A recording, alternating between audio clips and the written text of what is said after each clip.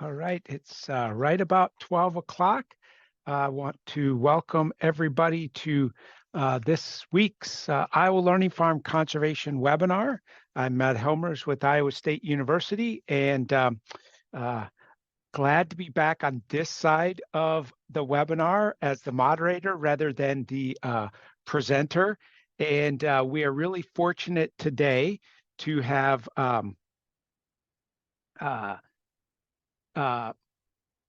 Nancy Bohl Bormann with us. Nancy is a PhD candidate at the University of Minnesota, but Nancy and her husband live in north central Iowa, Kossuth County, I believe. Am I correct? Yes. Yep, that's correct. You're all going to. So we're really fortunate to have Nancy with us today, and she's going to talk about some of the work she's been doing at the University of Minnesota on ManureDB, the creation and launch of the largest manure nutrient database in the U.S. And I think this is such an important topic, and really look forward to hearing about it. And as always, if you have questions or comments, please put those in the chat box, and we will get those to Nancy at the end of her talk. With that, Nancy, the virtual floor is all yours. All right, thank you, Dr. Helmers. And I am very honored to be here today for the Iowa Learning Farms webinar. As Matt mentioned, I do live in northern Iowa, but I am a third-year PhD student at the University of Minnesota. My main research project is working on ManureDB, large manure test database.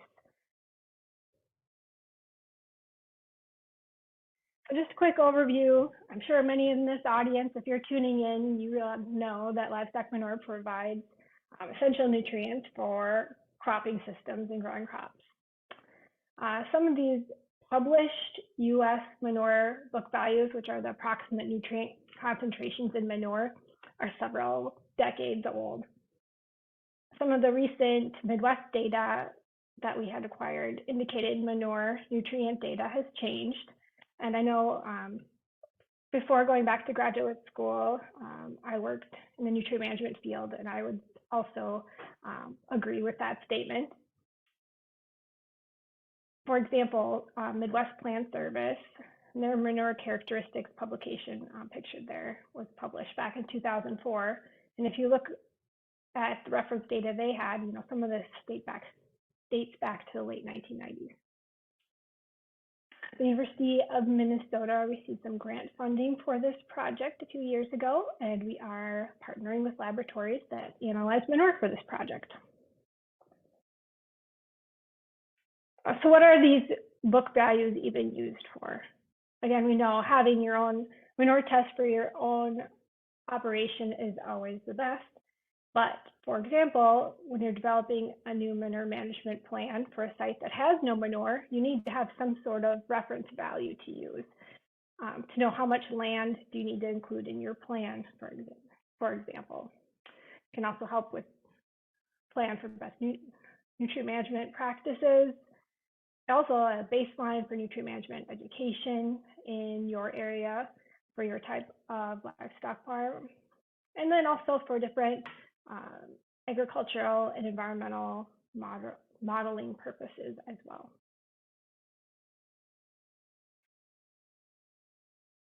So what does this project consist of?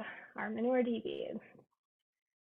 We're also partnered with the Minnesota Supercomputing Institute to help on the development aspect of the project. We have a stakeholder group from across the country also involved in guidance of this project. We had to develop a schema, the actual database itself, and then our public-facing website. A lot of this relies on our laboratory cooperation to even make this possible. You know, we have a lot of cleaning and uploading of data going on, and we have over 465,000 samples in our database today.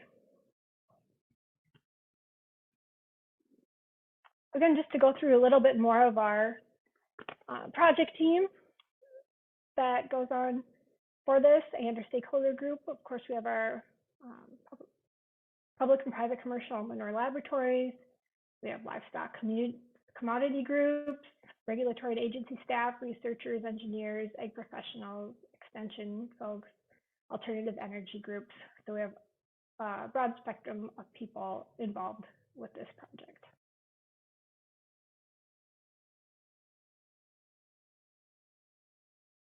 A very important aspect to this is dealing with privacy concerns, and we have created a data use agreement with our U of M council. The two-page agreement between the University of Minnesota and the participating laboratory. We do not want any names or addresses associated with any samples that come in. We will accept a state or zip code, but if a zip code is entered, we'll only upload the first 3 digits to further aggregate that data. Zip codes or laboratory identities are not included in the public-facing database or data sets. And then another layer to help maintain privacy, we will require at least 5 samples per year per location to publicly show up in these summaries.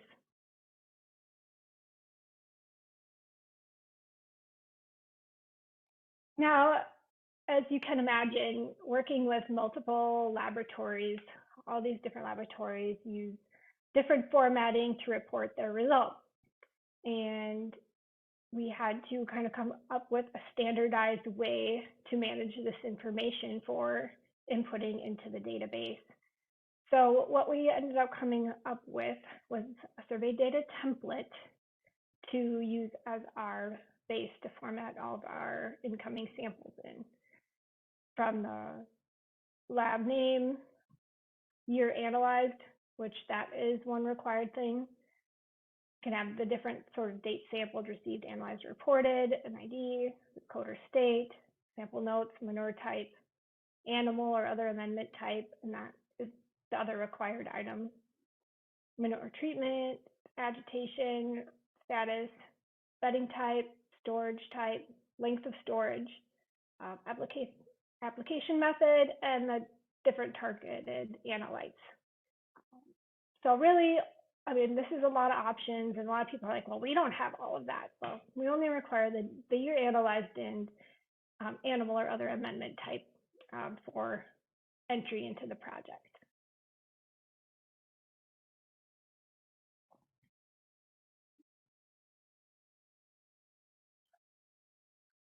Just to give you a few examples for the different options for this template, manure type has a lot of the different manure consistencies that may be seen.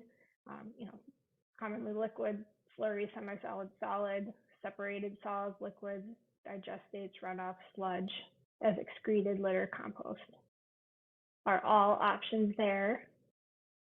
We added a manure treatment category. If it's known and the lab categorizes it, we generally try to accommodate and add that data in. If we know if the manure has been stored or agitated, the bedding type, if we know if there is or was not bedding, or if there was a specific type of bedding, that'll include that part.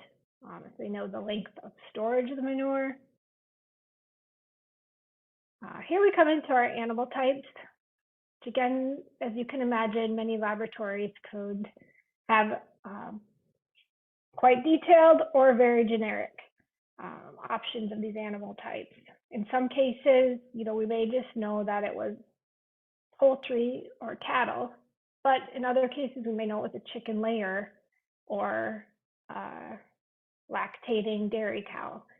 So this is one challenge of having these different animal hierarchies, but we tried our best to offer all the different options that could be possible.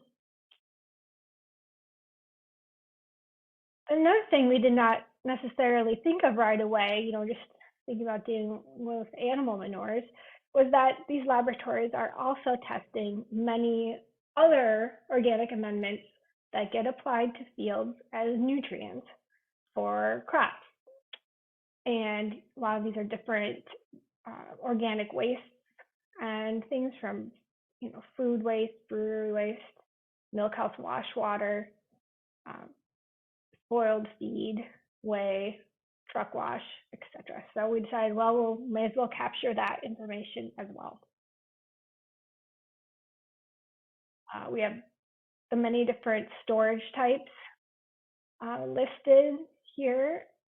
This also can be a challenge, as not as many people have detailed information on storage types, but we have those available. Another interesting thing is what an engineer may call a lagoon is not what someone else may consider an open manure storage and mark it that way. So we just have to go by what it's labeled. And I guess that's one thing to go with all these samples. They're just how they were on the submittal sheets or notes and going off of that. Application method is another option if that is known.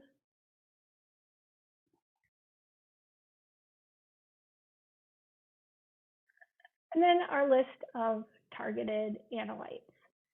We have the main macronutrients, of course, nitrogen, phosphorus, potassium, total solids, very common ones people would be very interested in for nutrient analysis. But we have a lot of other, micronutrients, metals, different ratios, and items that if people are testing for it, we will include it. And as we had more interviews and visits with labs, our list kept growing.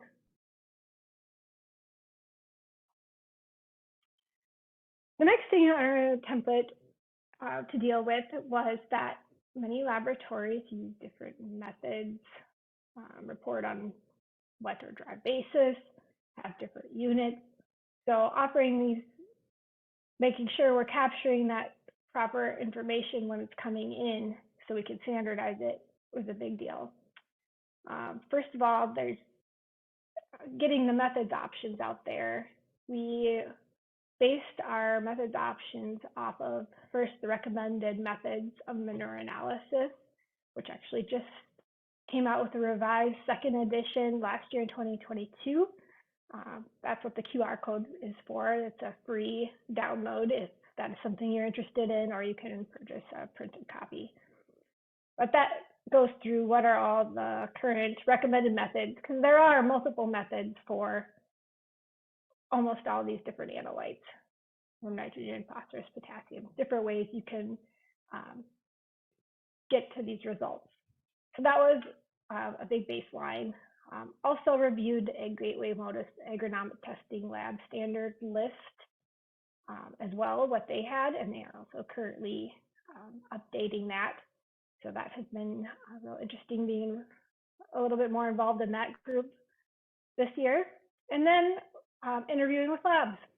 Some labs do things slightly different, so in that case, we would add another option on if applicable.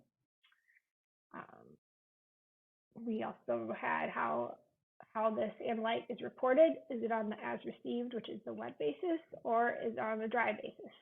That makes a large difference in these, how you're looking at the results. Many of the analyte popular units would be in percent, parts per million, pounds per 1,000 gallons, or pounds per ton. So offering the different appropriate units for what labs might report on, or adding for the different analytes what makes sense. So that's how we came up with, for each analyte they have to pick for method, basis, and units. I guess the big news is our ManureDB website is now live. It's at manuredb.umn.edu. There's also the QR code there if you want to scan that with your phone. But we did kind of a soft launch throughout the summer. Had been going through many updates through the summer and fall, and we've had even small updates as of yesterday. So things keep improving, and we have our list of items we are working through to continue to improve and offer more items to view this data and work with it. So again, we'd love feedback if you have ideas, what you'd love to see going forward. We certainly welcome more issues you notice, because as I've gone through some of the data, you can start to find if there was maybe perhaps an issue with units or something in some lab. Just a few of the overview statistics right now. Very exciting that we have 19 signed data use agreements with laboratories, which again, those agreements with these labs are what make this project, and we're very thankful for their collaboration with us. We have about 10 more verbal agreements pending signatures, which is also super exciting.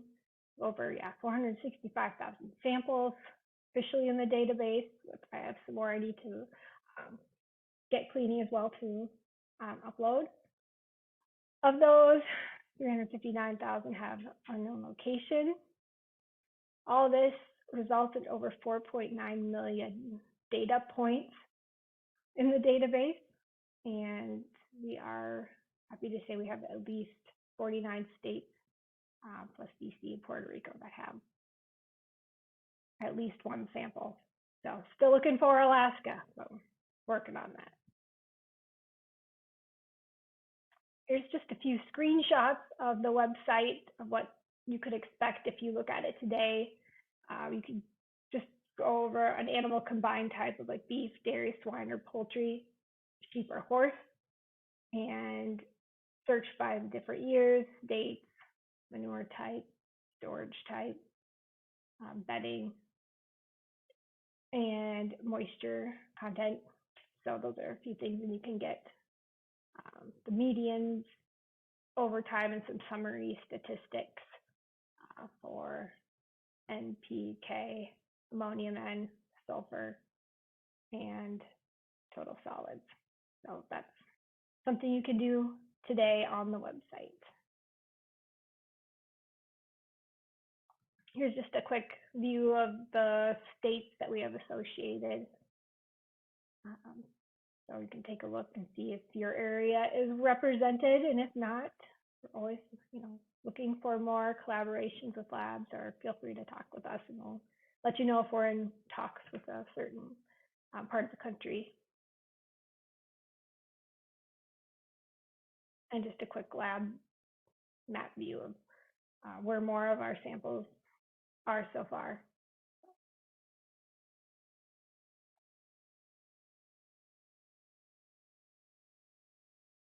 One other thing we've come across is there's a few labs that don't have any location that comes out on their reporting, and we have in our next version have a region tag, and we're going to assign if a sample does not have any location associated with it, associated the region that the lab is located in. So that will be something that is coming in the future. Another recent addition to the website is the ManureDB moisture designation. Before I mentioned the manure type, a lab could just pick, but that not all samples had that, and some may or may not match. Is it really a solid or liquid manure? And doing a lot of the comparisons, knowing that moisture content is really important. So we decided to make our own category. So this is not something that the lab designated. First of all, so we used the Midwest Plan Service definition for liquids, slurry, semi-solid, and solid. So 0 to 4% liquid, 4 to 10 slurry, 10 to 20 semi-solid, and over 20% total solids is solid. So if they had that, there are some samples that did not have a total solids or moisture level, and then in that case, we used whatever, if the lab had something, we used that, and if it didn't have any of those, we left that blank. But at least this allows for some more comparisons, at least based on that moisture level.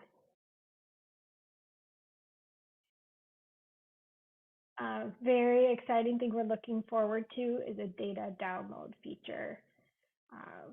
What we're looking to have is being able to select which animal or other amendment type you're interested in, the moisture designation, what kind of geography you're looking at, the year you're interested in, and then having a CSV file available to download. So we're kind of hoping to model it after the USDA quick stats. If anyone's familiar with that, we're kind of hoping it will look like that. So stay tuned. The developer said we're kind of looking towards hopefully in the next month even. So stay tuned for that exciting development coming. And again, going to have a region option coming soon, available for that data download option. All right, so why would we even care about putting this together, or how could it be useful? Again, knowing that having your own samples for your own farm and field is, of course, the best. It does offer comparison scenarios and benchmarking for your farm compared to others, or different treatments or storages for animal types, and also offers more research opportunities.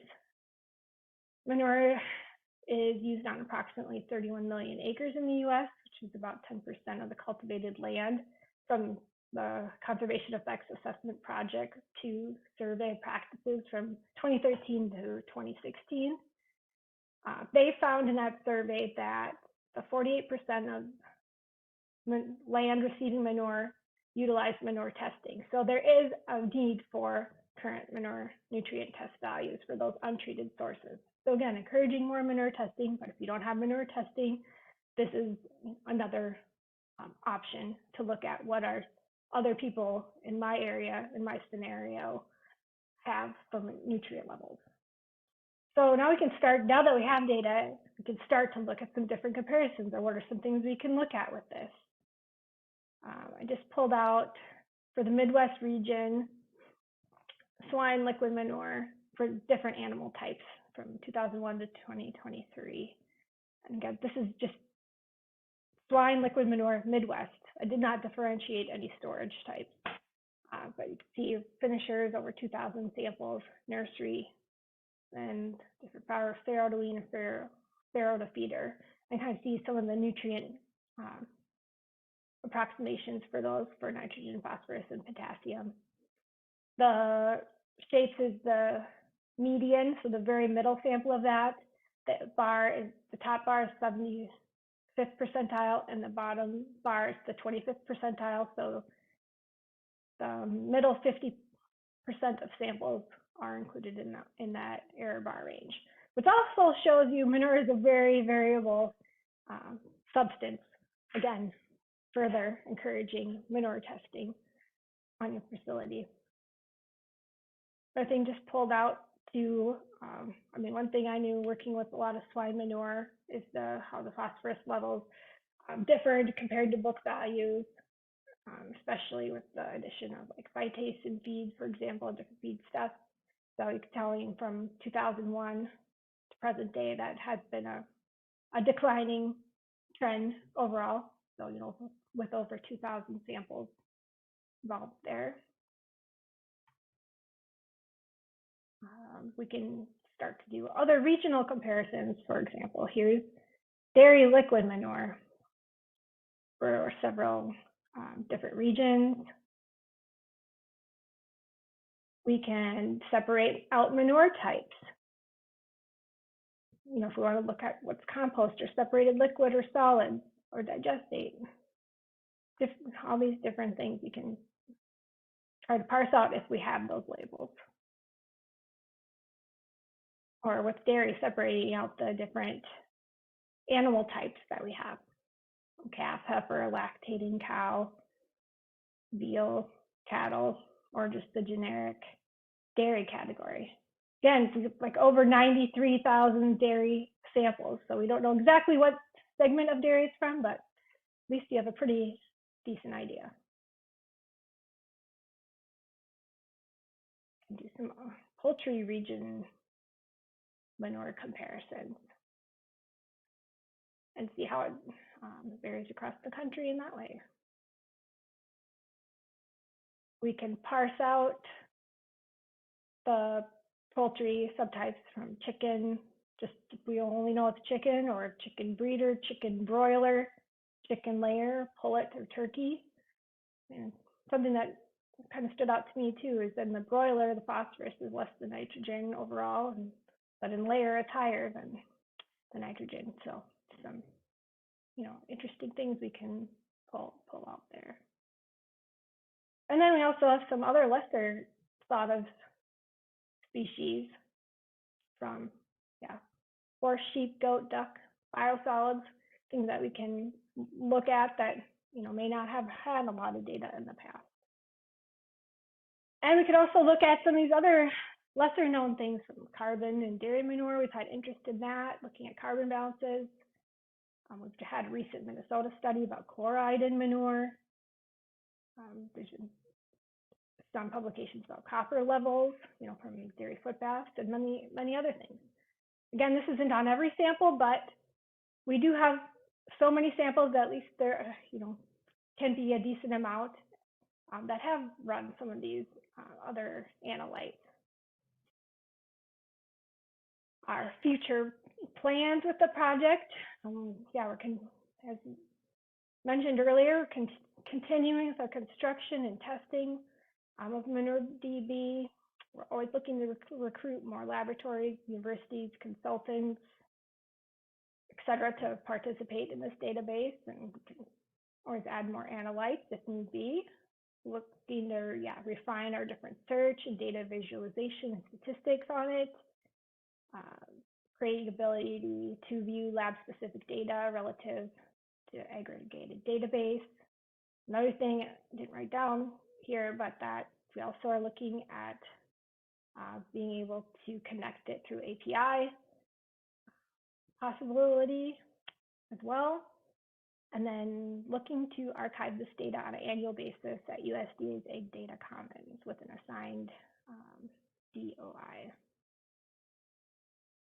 So I'd like to acknowledge the team working on this, my advisors, Dr. Melissa Wilson and Dr. Aaron Cordes, and the rest of the project team, Kevin Yanni, Larry Gunderson, Kevin Silverstein, the MSI group. And if you would like to stay in the loop and interested in learning more about this, you could always email manure@umn.edu directly, and sign up for our newsletter. When we release the CSV download option, we'll definitely send that out in an email. So if you want to stay aware of when that happens, sign up at that link or scan that QR code to stay in the loop. So again, thank you so much for inviting me today. I know that was a lot of information really fast, but again, it's an exciting project. A lot's happening with it, and look forward to seeing where it is even a year from now. So thank you so much. All right, Nancy, thanks so much. And okay, if we can go to the next couple slides, I'll get those. All right, if you are on today and are needing or wanting a CCA CEU, please email Elena Whitaker, ALENAW @iastate.edu with your name, the name you entered to watch the webinar, and your CCA number. Again, Elena Whitaker, ALENAW @iastate.edu. Then if we can go to the next slide, should be for if you watch this webinar live and willing to fill out the voluntary demographics survey, you can scan that QR code or go to iowalearningfarms.org/survey. If you filled one out in 2023, thank you very much, but really appreciate if you haven't. If you're willing to do that, that would be great. That would help us. And we can plug the next webinar. Next slide. All right, so we will have a talk about what lies beneath the impact of cereal rye cover crop on corn seedling disease severity. So research scientists here at Iowa State University will be talking about that, another interesting topic. All right, Nancy, I think you probably got a number of people that scanned that QR code and got on. I know I did, and a couple other people indicated they found something they had a question about, but we definitely got some questions here. and Okay. I'll get to those. Um, First, if anybody does have questions, feel free to continue to type those in. There was a question, what is cross? That was came from a lab more in the southern U.S. That's a ratio, and I think it has to do with the salts in it. Okay, Like worried more about irrigation, so it's not very common. I think there's only one okay, lab that had it. So, okay, yep. okay, We learn new things too because I never heard of that either when we okay, came across it. okay. It was interesting to see where you had data. I was thinking DC, but maybe that was a biosolids one. I don't know. It Now could be, I or don't know. I'm exotic animals. We do have a few of exotic. these I know. samples. So, Yeah, yeah. Okay. So, but there were a couple questions in here about have you looked at the results, what you've summarized uh, relative to what are some of the changes maybe relative to a 2004 Midwest Plan Service handbook? yes, we have. And actually, right before or when we were getting started with this project, we worked with about 5 laboratories, 3 in the Midwest, to gather some data, like from the last 10 years. And we tried to summarize it the best we could. Again, you don't have it too much detail, besides like dairy, poultry, beef, swine. But we could, you know, kind of aggregate that and see the range between Midwest Plan Service and the animal type and solid and liquid manure.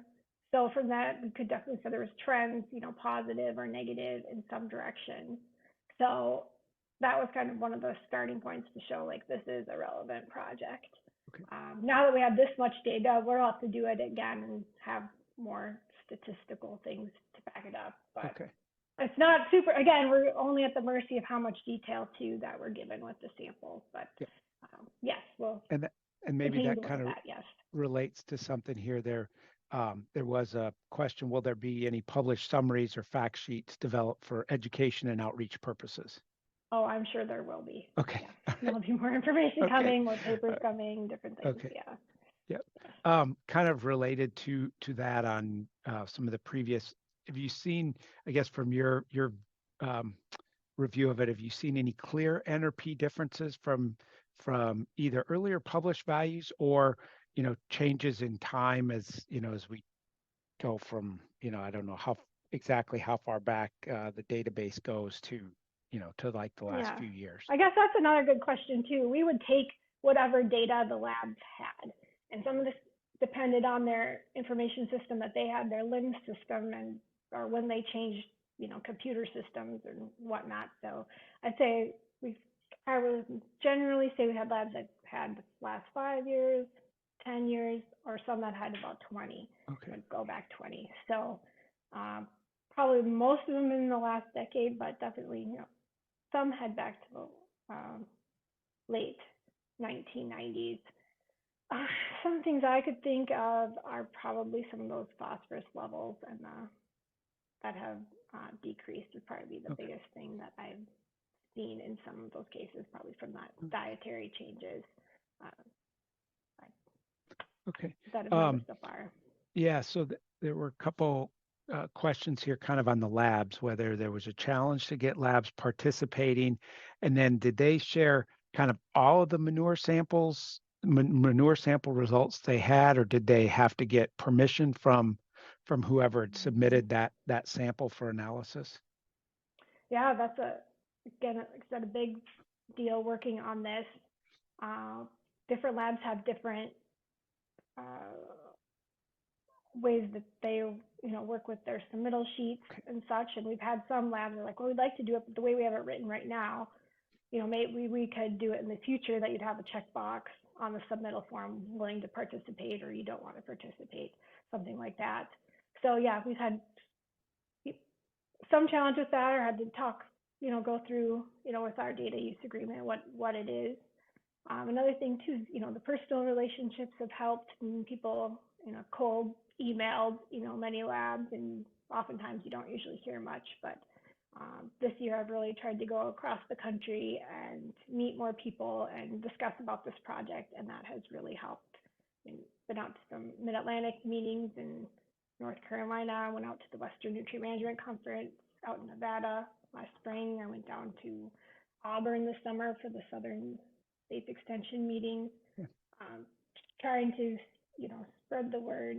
Went to the ALTA, the soil test or lab, agricultural lab testing group meeting last year, trying to meet with more of these people, spread the word, and work on it. And some of these things, I mean, this is also extra work for them to try to pull this data together, depending on their state of their, computer information systems too.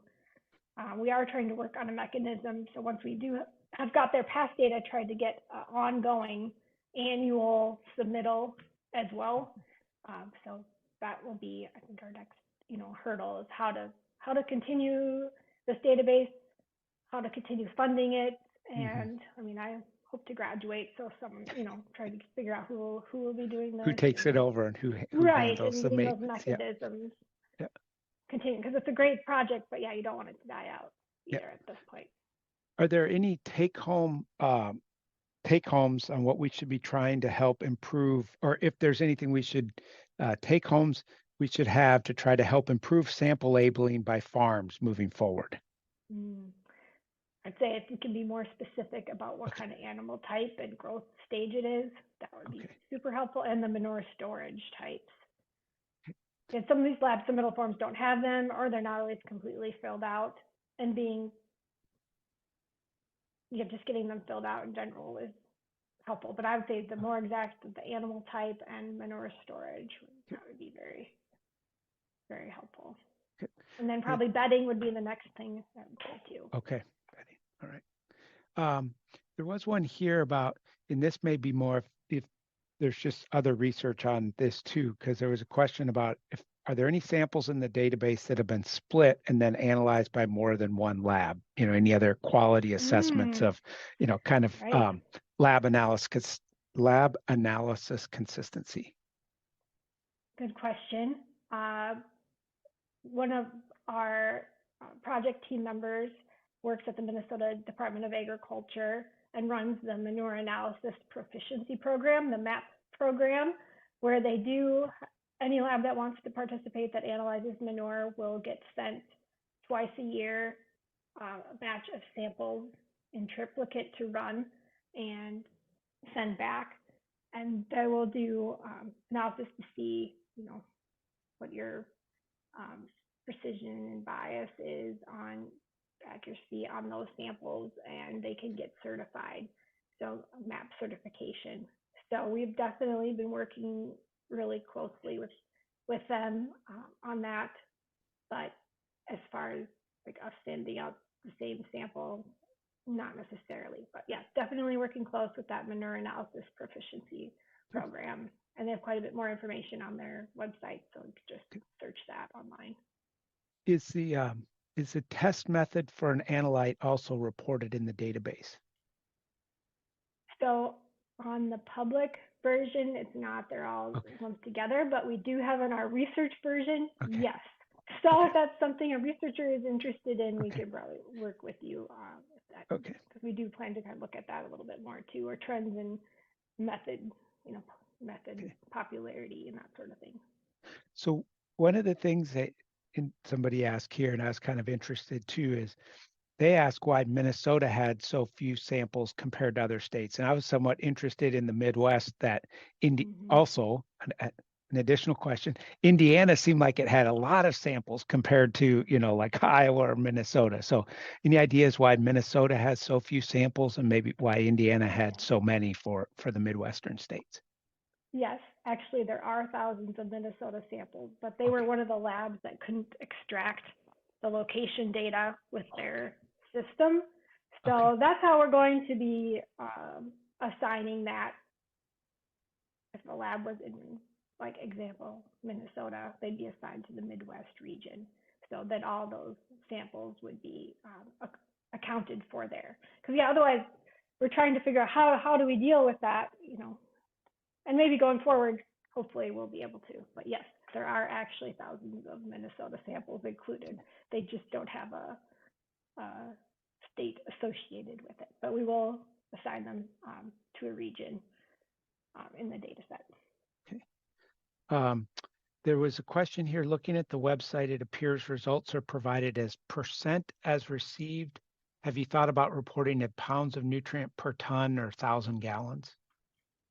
Do have that as one of our potential items to do, but for now, that's a very popular way for labs um, to submit the data, and we're just again trying to standardize everything. So yes, in the future, I think we'd like to do that, and that's good to know. The more feedback we get, the more we'll try to prioritize more unit conversion. So yes, that's been a big deal, trying to get all these units standardized for comparison. Been a big lift. Kind of one of the couple left here. Have you worked with any of the state environmental organizations about using any of this data in their manure management plans? Not specifically yet.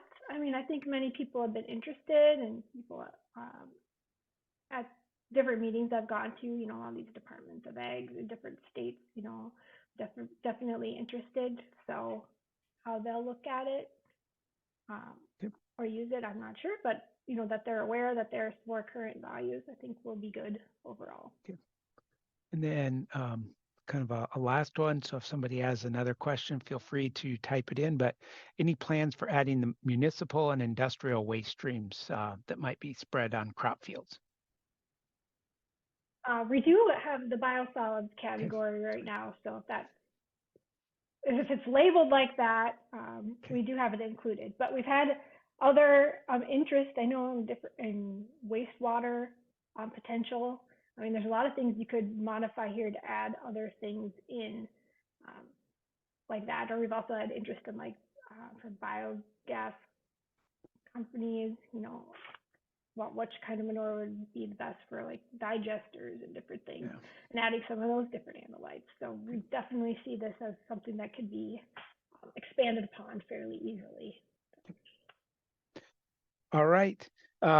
Nancy, thank you so much. And I hope that folks, well, feel pretty confident folks on this will go and look at the database. I think it's really important information, and hopefully there's potential to find that funding available to continue it into the future when you graduate and move on to new opportunities.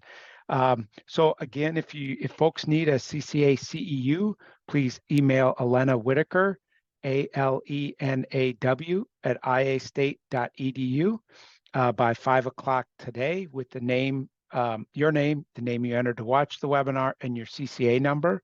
And then also feel free to tune in next week to hear about what lies beneath the impact of cereal rye cover crop on corn seedling disease severity. With that, thank you again, Nancy, and thank you all for attending. Yeah, thank you so much for having me.